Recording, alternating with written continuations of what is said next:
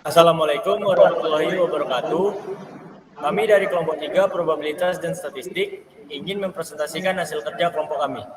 Sebelum memulai, kami akan memperkenalkan anggota dari kelompok kami masing-masing. Nama saya Bintang Gali Pambudi D10 dengan NIM D1041221027. Nama saya Tirta Kusuma Yuda dengan NIM D1041221037. Nama saya Muhammad Fajar Fadilah dengan NIM D1041221081. Nama saya Muhammad Fadil dengan NIM D10412211017. Pada slide kali ini menunjukkan dataset yang kami pakai. Di sebelah kiri dataset sebelumnya dan di sebelah kanan dataset yang kami pakai untuk UAS saat ini. Alasan kami memakai dataset yang berbeda dikarenakan dataset sebelumnya tidak terdapat korelasi dan data yang berhubungan untuk uji statistik Wilcoxon. Sedangkan di dataset saat ini terdapat data yang bisa dikorelasikan dan data yang bisa digunakan untuk uji statistik Wilcoxon.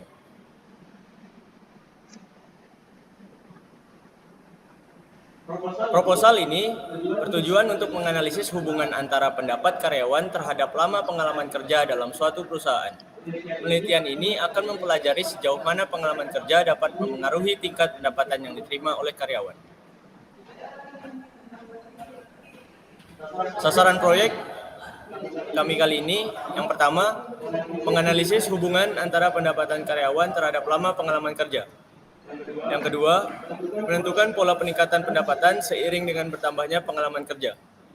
Yang ketiga, menilai tingkat pendapatan yang diperoleh terhadap pengaruh lama pengalaman kerja.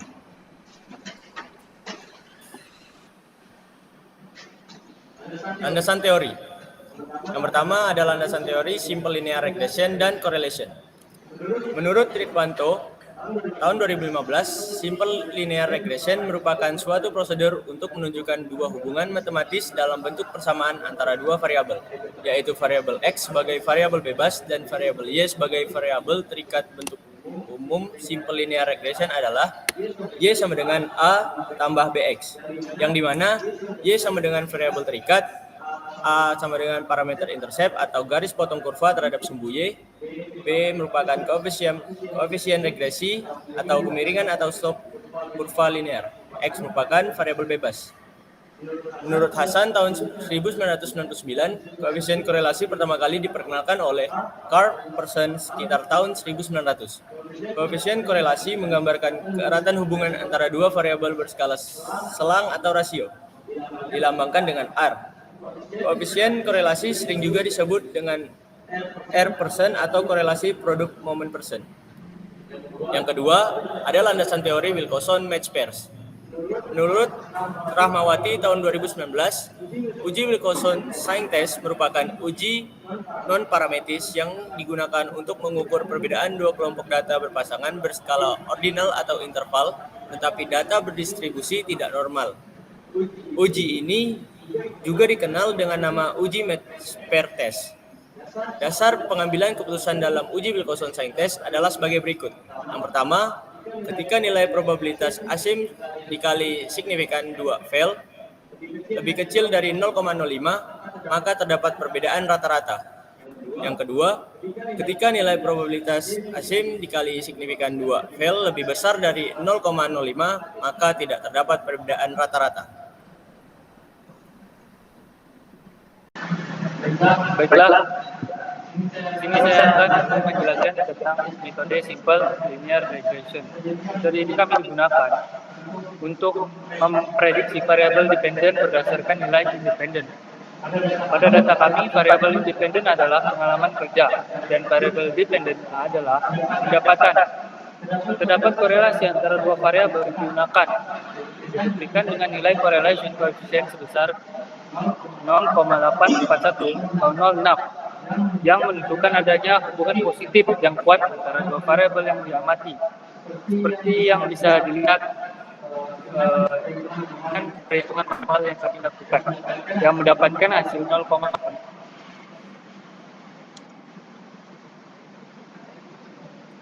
Ini kami melakukan rumus untuk memprediksi pendapat kerja dengan angka 1 yaitu 1889,98. Theta nolnya negatif 87,96,39. Untuk menghitung hasil memprediksi pendapatan terhadap lama pengalaman kerja, maka menggunakan rumus theta 0 ditambah theta 1 dikali lama pengalaman kerja yang tertera di perhitungan manual kami. Berikut ini adalah hasil prediksi yang kami hitung menggunakan metode manual. Selanjutnya adalah Wilcoxon Match Pair Test. Untuk melakukan uji statistik Wilcoxon, kami menggunakan data pendapatan sebelum dan setelah dilakukan prediksi terhadap pengalaman kerja, di mana pendapatan sebelum adalah rata-rata pendapatan terhadap pengalaman kerja, maka diperoleh data sebagai berikut. Next.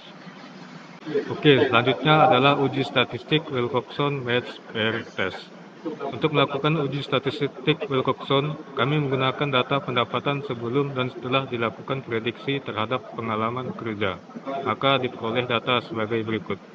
Next.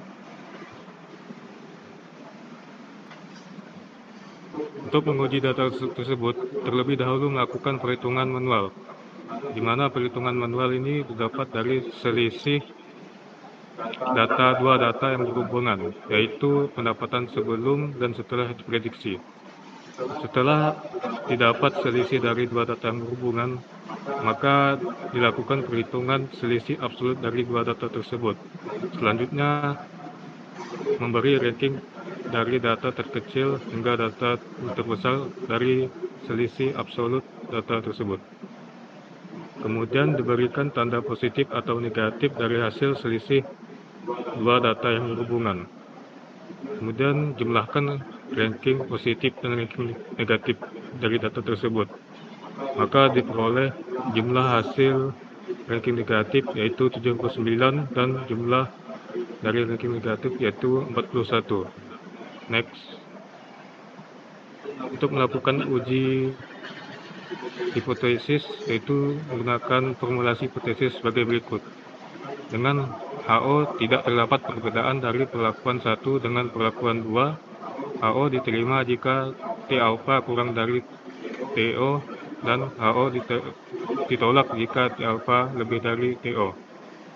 Nilai T diperoleh dari tabel urutan bertanda Wilcoxon lebih dari sama dengan T alpha.